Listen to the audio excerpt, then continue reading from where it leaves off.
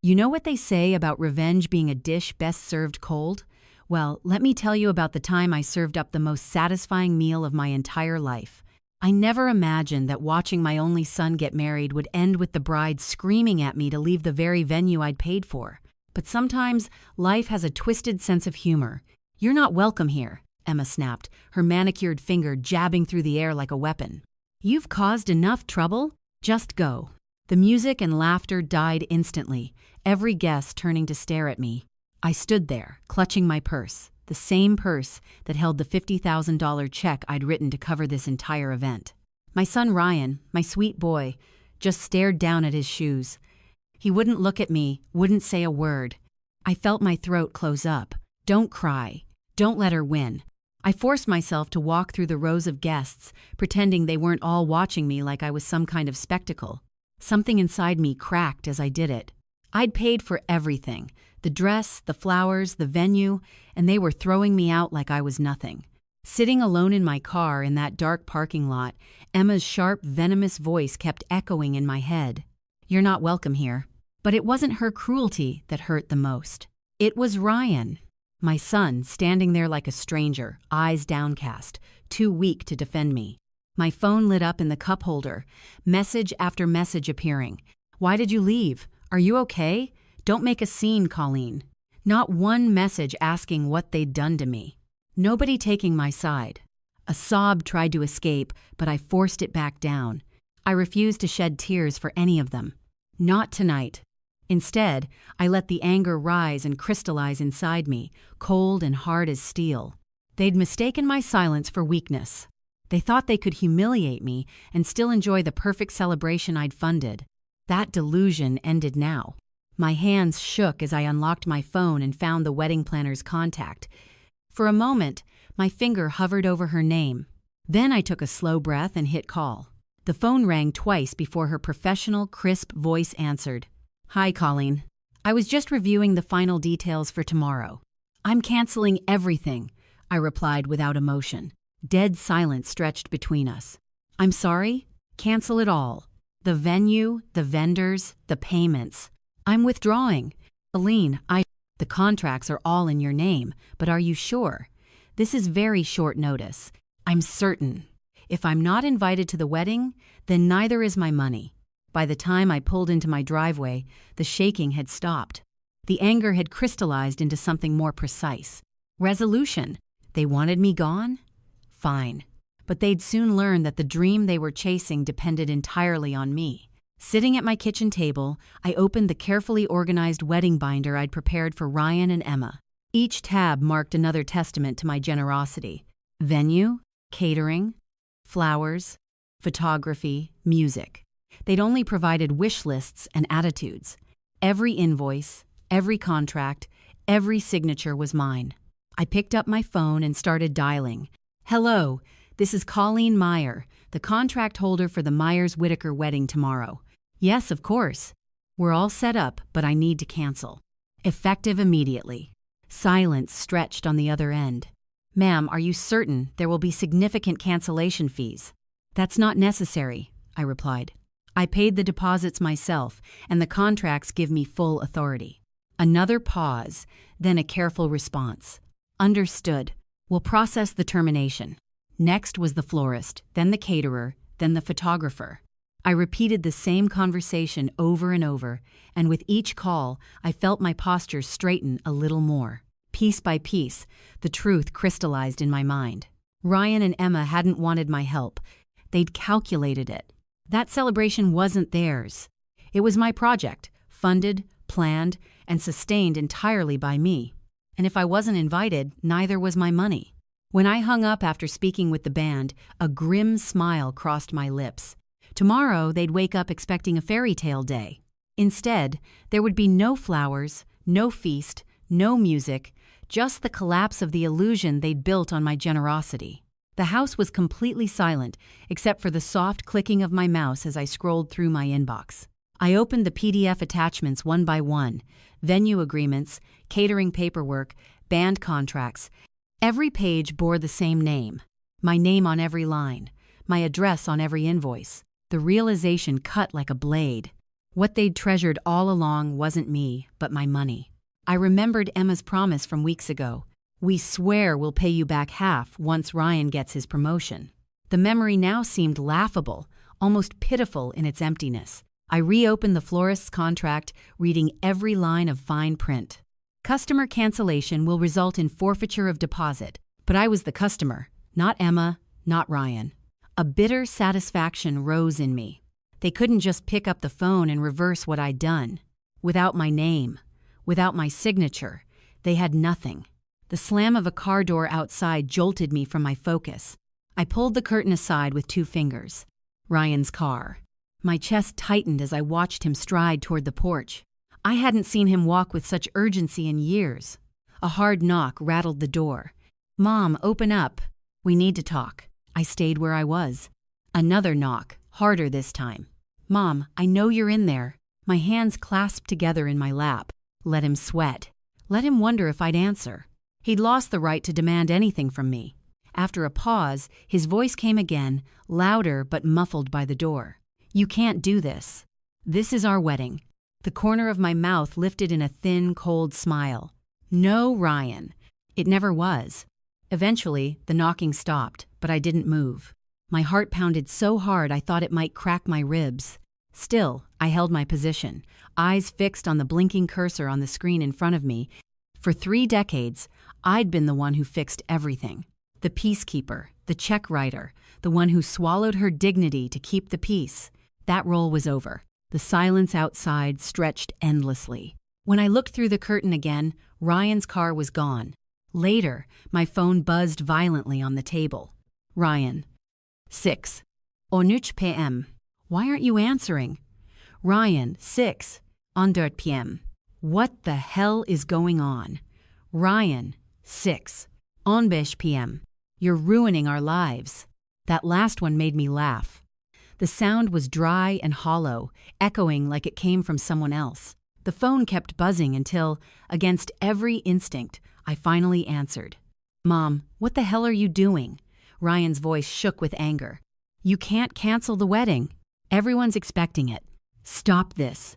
I cut him off, my tone cold and even, though my heart was racing. "You stood there and watched her humiliate me in front of everyone."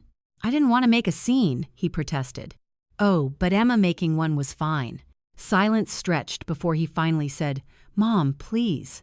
Emma was upset. She didn't mean it. She meant every word. I shot back. "You're overreacting." "Overreacting?" I burst out. "I paid for everything. The venue, the catering, the music, and you let her treat me like I didn't belong there." "This is our wedding," he shouted. "No," I said quietly. "It was my gift, and that gift is gone." "Mom, please." "You can't. We'll lose everything. The venue, the vendors. Emma's crying right now. She should have thought of that before throwing me out of my own event." A chime interrupted the tension. New messages appeared on my screen. Emma. Sex. 11 p.m. Enduring me. Bitter old woman. Jealous hag. You always hated me. Emma. Sex. 12 p.m. Can't believe you're ruining Ryan's life just to get back at me. Emma. Sex. 20 p.m. Stay away from us. You're poison. My mouth pressed into a tight line as I stared at the words. "Do you see what she's texting me?" I asked. "She's just upset," Ryan mumbled. "You mean she's finally being honest?" I said quietly. "Goodbye, Ryan." I hung up before he could respond. For a long moment, I just sat there, staring at the wall, chest rising and falling in measured beats. My phone kept buzzing, Emma's name flashing on the screen. I turned it face down on the table. Tomorrow, the illusion they'd carefully built would crumble, and this time, I wouldn't be the one rushing in to fix it. The knocking started before 9 the next morning. "Mom, open the door. We need to talk." I didn't budge. I'd barely slept. My coffee cup sat untouched on the counter, gone cold. The knocking came again, harder. "Mom, don't make me stand here all day." Taking a deep breath, I stood and unlatched the door just enough to peer out. Ryan's face was flushed, hair disheveled, dark circles under his eyes from exhaustion. He pushed past me before I could speak. "What the hell are you doing?" he snapped, his voice growing louder as he stepped into my house. "You've destroyed everything. Do you know what you've done? To me? To Emma?" Lowering my voice, I spoke calmly. "You're in my house." He ran his hands through his hair, pacing like a caged animal. "The vendors are gone. The venue's been rebooked. The florist won't even return calls. Do you understand what you've done?" "Yes," I replied, my voice steady and cold. "I stopped paying to be humiliated." His eyes widened. "Humiliated?" Emma was upset. "She didn't mean those things." "She meant every word," I shot back. "She told me to leave in front of everyone. And you just stood there." His jaw tightened. "I was trying not to make things worse. You stood there like a stranger, Ryan. You didn't even look me in the eye." When he finally spoke again, his voice turned hard and cutting. "You're always like this. Controlling, selfish. That's why Dad left." The words hit like a physical blow. I caught my breath, but instead of crumbling, something inside me hardened. Selfish. My voice shook with anger. "Do you know what I gave up? For you? The checks I wrote, the hours I worked, the dreams I buried so you could chase yours?" He flinched slightly but kept his defiant stare. "You chose her over me," I said softly. "So let her pay for the wedding she wants." He just stared, mouth open like he wanted to argue but couldn't find words. I walked to the door and pulled it open. "You should go." For a moment he hesitated, then brushed past me, slamming the door so hard the walls shook. I stood still for a moment, then sank onto the couch, hands trembling in my lap. That's when it hit me that Ryan was no longer the boy I'd raised. He'd become someone I didn't recognize at all. By noon, the phone started ringing nonstop. The first call was from my sister-in-law, Linda. "Colleen," she began cautiously. "I just talked to Ryan. He's devastated. You have to fix this." I stared at the screen, lips pressed tight. "Fix this how? Exactly? Restore the payments?" She was coaxing. "They're young. They made mistakes. Don't ruin their special day over this." My fingers clenched into fists. "I didn't ruin anything," I said calmly. "They did that the moment they treated me like a stranger." A brief silence fell on the line.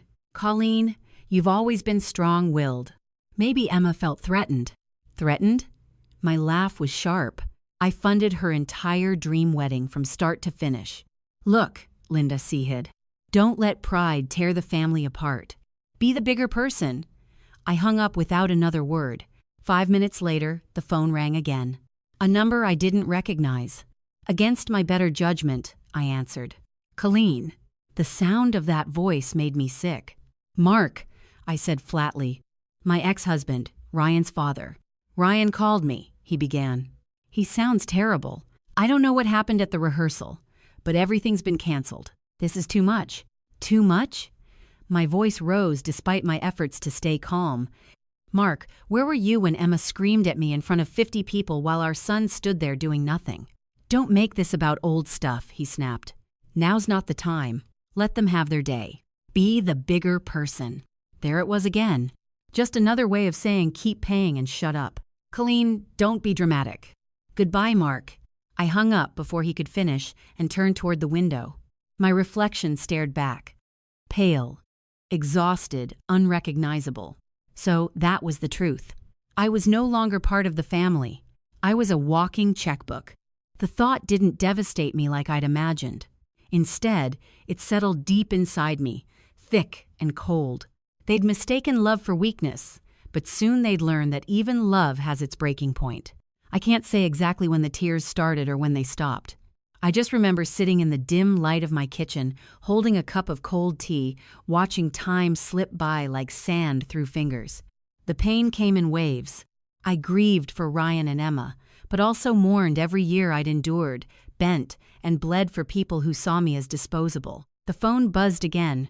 Another relative. "Colleen, don't break up the family over a small misunderstanding."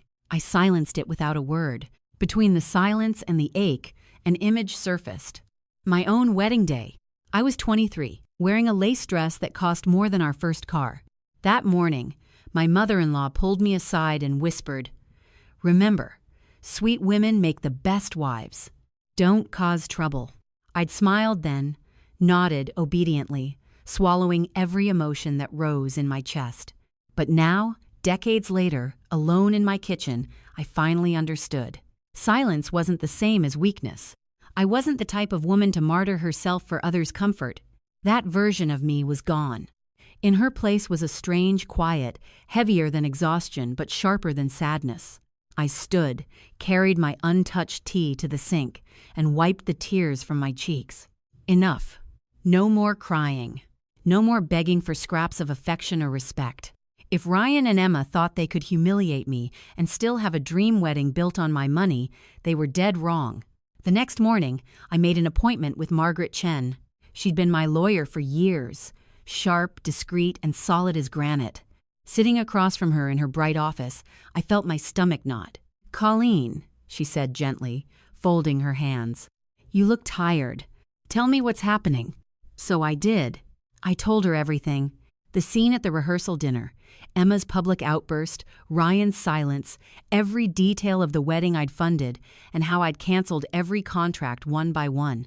Margaret listened without a word, her expression calm and unreadable. When I finished, she leaned back in her chair. "Let me be clear," she said calmly. "You did nothing wrong. Every contract is in your name. Every payment came from your accounts. If they still want their wedding, they'll have to pay for it themselves." A breath I didn't realize I'd been holding escaped, relief washing through the anger. "But what if they sue?" I asked, my voice smaller than I wanted. The corner of Margaret's mouth curved into a confident, calm smile. "Sue you for what? They have no grounds. And if they or any lawyer they find is foolish enough to send letters, forward them to me. I'll handle it." A sharp knock interrupted us. Margaret's assistant peeked in. "Sorry to interrupt. There's a man on the phone asking for you. Says it's urgent. Someone named Ryan Meyer." I froze it. Margaret raised an eyebrow. "Do you want to take it?" "No," I said quickly. "Not now." "Good," she replied calmly. "Let him stew for a while. You've carried him long enough." For the first time in weeks, an unfamiliar emotion rose in me. Not anger, not sadness, but power. Quiet, steady strength. I nodded. "You're right." Margaret pushed a stack of documents toward me. "I'll prepare formal notices to each vendor confirming the cancellations and your sole authority in these contracts.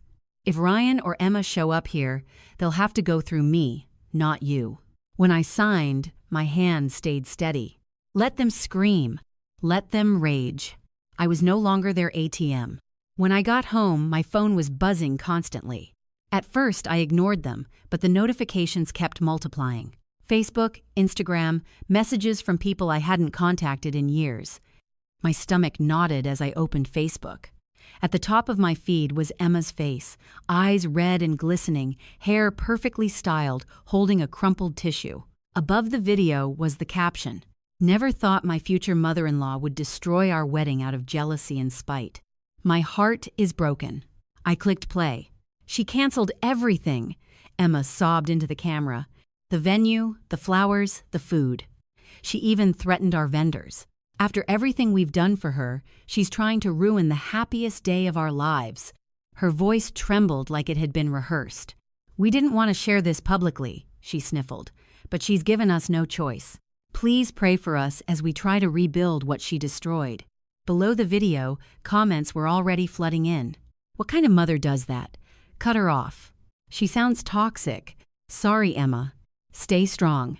The social media onslaught made my heart burn as I scrolled down. Every line was a fabrication. After everything we've done for her, I'd funded her entire dream. Designer dress, luxury venue, chosen caterer, and now she was making me the villain. Next was an Instagram post. A photo of Ryan and Emma embracing, captioned, "We won't let hate win. Family should lift you up, not tear you down." The likes poured in, sympathetic comments stacked up, and my hands shook, not with sadness, but with hot, furious energy. I opened my notes app and started collecting evidence. Screenshots of every post, every supportive comment, every lie went into a folder labeled for Margaret. If Emma wanted a war, she'd have one. But not the kind of fight she imagined. I refused to cry, beg, or back down. I was going to fight. Then, the messages from vendors started coming. The florist sent a formal email. We regret to inform you that due to contract cancellation, we cannot provide services for the Myers-Whitaker wedding. We wish you the best in future endeavors. The photographer posted an Instagram story advertising a sudden opening, tagging the business account. The band left a polite voicemail. Hi, Colleen. Just confirming we've marked the Myers-Whitaker event as canceled. Thanks for letting us know. The dominoes kept falling until Friday morning when the wedding had evaporated into nothing. That's when Emma called. Her tone had changed in this moment, strained, shaky, but sweet. Colleen, can we talk? She asked. I'm listening, I replied curtly. We're all stressed, she pleaded. I shouldn't have said those things. I reminded her, you told me to leave coldly and decisively in front of everyone. I was overwhelmed, she insisted. But please, don't lose everything over one mistake. Ryan and I can't afford to lose all the deposits. The guests are expecting a wedding. I could hear the forced smile through the phone. Be reasonable, she urged. Do this for Ryan. Don't ruin his special day. My hand clenched. I'm not ruining anything, I replied calmly. I'm saving myself. The silence on the line stretched uncomfortably. Then Emma's voice lost its sweetness. You're a bitter old woman, she spat. You've always been jealous of me. Ryan deserves better than you. Then he can marry someone better.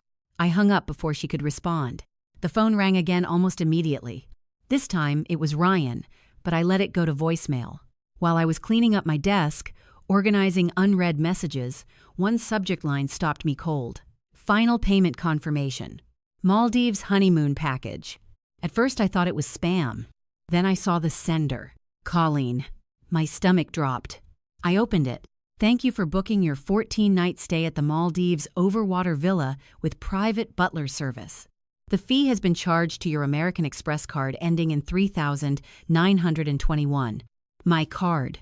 At the bottom was a cheerful note. Your guests, Ryan Meyer and Emma Whitaker, will enjoy unlimited champagne and a private yacht excursion as part of the package. Congratulations. The booking date was 3 weeks ago. 3 weeks ago, when Emma and I sat in that cafe discussing centerpieces, she'd used my credit card to book a $26,000 honeymoon without asking, without even mentioning it. My hands shook as I scrolled down. Another message appeared. Thank you for your recent purchase, bridal luggage, from Louis Vuitton. Something inside me shattered. This wasn't thoughtlessness. This wasn't misunderstanding. They weren't just taking advantage of my kindness. They'd orchestrated it all. The wedding was never about love. It was a heist, a slow, deliberate draining. My money, my trust, my dignity, they hadn't even tried to hide it. I opened my banking app and went through the charges. $12,400 at Emma's boutique, $8,950 for private chef deposits, $3,200 for exclusive spa treatments. Maldives. Not one purchase made by me. Not one. I stared at the screen, jaw clenched, heart pounding. They'd never intended to pay me back. Not for the wedding, not for anything. Yet they had the nerve to call me selfish. I slammed the laptop shut and leaned back in my chair. No more calls. No more second chances. No more soft forgiveness. They'd shown their true colors. Now it was time for me to show mine. The voicemail came late that night as I was folding laundry. The screen lit up. Ryan, 10. Kırk PM. For a moment, I hesitated. A foolish part of me hoped he might be calling to apologize. I pressed play. His voice was cold, flat. I don't even know why I'm bothering. You were never really a mother to me. Not really. Always too busy, too controlling, too cold. Emma was right about you. You've been jealous of her from the start. That's why you're doing this. You can't stand to see me happy. A pause. A sharp sigh. No wonder Dad left you. Now I understand. That's who you are. Alone, bitter, always the victim.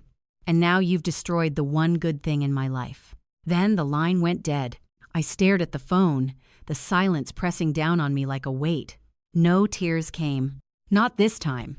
Instead, I felt a strange emptiness, like the last thread inside me had finally snapped. I deliberately placed my thumb on the screen and pressed delete. The voicemail disappeared, and with it the last fragile connection I had to the boy I'd once loved more than anything in the world. I realized then that being alone was better than being used. I set the phone down and turned off the lights. It was over. The next morning, I returned to Margaret's office, an untouched cup of tea warming my hands. She'd reviewed the screenshots of Emma's posts and the recording of Ryan's vicious voicemail. Her expression remained calm, but her eyes were sharper than ever. "This has gone beyond entitlement," Margaret told me. "It's harassment, and we're going to stop it." She handed me a draft, a formal cease and desist notice for harassment, defamation, and unauthorized use of funds. I scanned the highlighted sections, my heart pounding with something stronger than fear. "We'll send this directly to Emma," Margaret said. "One copy by certified mail, one by email, and one to her parents. They need to understand there will be consequences if this continues." I gripped the cup tighter. Then, she tapped a file labeled Joint Accounts and asked if I knew Ryan had been withdrawing money from the college account I'd opened for him. My stomach nodded. I thought he'd stopped using it years ago. She spread out a printout of recent activity. "He withdrew $7,500 last month, right after you paid the venue deposit," she said. My face went pale. Margaret didn't flinch. "We'll freeze that account today," she decided, "before he can drain the balance." My hand hovered over the papers for a long moment. That account had been my way of saying, "I'll always be here for you." The promise now meant something different. I told her quietly to proceed. Margaret nodded decisively. "Consider it done." She picked up the phone and began giving clear instructions to her paralegal, her tone steady and calm. That feeling of peace, just being near it, helped steady my nerves. While she dictated the cease and desist letter, a strange quiet settled over me. I wasn't shaking. I wasn't crying. I wasn't even angry anymore. For the first time in weeks, I felt balanced. Ryan and Emma had taken enough. My money, my self-respect, even my sense of myself as a mother, they wouldn't take anything else. When Margaret hung up, she smiled slightly, confidently. "Colleen, you've done everything right. If they want their wedding, they'll have to pay for it themselves." I exhaled slowly. "Let them try," I murmured. By the weekend, their perfect picture illusion was starting to crumble. It started with a single comment under Emma's tearful video. "Didn't Colleen pay for the whole wedding? Something doesn't add up." At first, her friends defended her. "Stop spreading misinformation. You don't know what really happened. She's a toxic mother who can't stand her son's happiness." Then another voice chimed in. "My cousin works at that venue. Colleen paid for everything. Emma and Ryan never put down a dime." And then the damn thing exploded. Screenshots of the Maldives honeymoon invoice charged to my credit card somehow leaked onto a wedding gossip forum. And the internet was not kind. They used her to pay for a dream wedding and a luxury trip, then humiliated her. Classy. Imagine biting the hand that feeds you. They deserve each other, spoiled and entitled. Even some of Ryan's old college friends spoke up, saying they weren't surprised. He always let women take advantage of him. I didn't comment on any of it. I didn't even click. Just silently collected screenshots, quietly gathering each one. That afternoon, my phone rang. Linda again. "Colleen," she began gently. "I didn't realize. I'm so sorry. All of us thought Emma made it sound like you were deliberately sabotaging their wedding out of spite." "You believed her?" I said calmly. "I know," Linda sighed. "But now people are starting to understand. I just wanted you to know you're not alone anymore." I didn't respond. I didn't need pity. What I had now was better than that.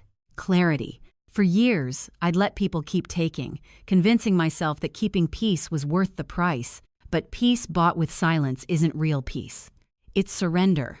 And I was done surrendering. Within 2 weeks, the gossip had spread like wildfire. Emma's Instagram went dark. Ryan deleted his profile picture. It started quietly. A mutual friend posted, "Next time, don't bite the hand that feeds you." Then a relative of Emma's tweeted, "If you can't afford your own wedding, maybe don't scream at the person paying for it." People weren't whispering anymore. They were laughing. Emma's posts had gone viral on wedding forums where brides and strangers tore her apart. She ruined her own wedding by acting like a spoiled brat. Did she think her mother-in-law was her personal bank account? The entitlement is staggering. Who throws out the person funding the whole thing? Even vendors joined in. An anonymous florist wrote, "We warned her that her mother-in-law held the contracts. She didn't care. She thought she was untouchable, immune to consequences." I said nothing. I didn't defend myself. I didn't need to. The truth had its own way of coming to light. By the end of the month, their guest list had evaporated. Friends stopped returning calls. What should have been the highlight of the season became a cautionary tale told in whispers and mockery. And me? I was miles away, sitting on a balcony 2 states over, watching the sunset paint the ocean with a glass of champagne beside me. I picked up my phone, took a single photo, my feet up, endless blue sky stretching to the horizon, and typed a short caption. "Happy looks good on me." No hashtags, no names, no explanations. I didn't check to see who liked it. I didn't care if Ryan, Emma, or any of the relatives who'd once called me overdramatic saw it or not. It wasn't for them. It was for me. The next morning, my phone buzzed. I stared at his name for a long moment before hitting decline. Seconds later, a text appeared. "Can we talk? We made mistakes." I turned the phone off and placed it face down on the table. For years, I'd let other people pull me into their chaos. Now I chose calm, and calm meant never going back into their storm. They thought they could humiliate me and still benefit from my kindness. They were wrong. I was never their wallet. I was their reckoning. And sometimes the best revenge isn't getting mad or getting even. Sometimes it's simply getting free. That's a satisfying ending today. Don't forget to subscribe and hit the bell icon for more karma stories. Drop a comment. Whose side were you on?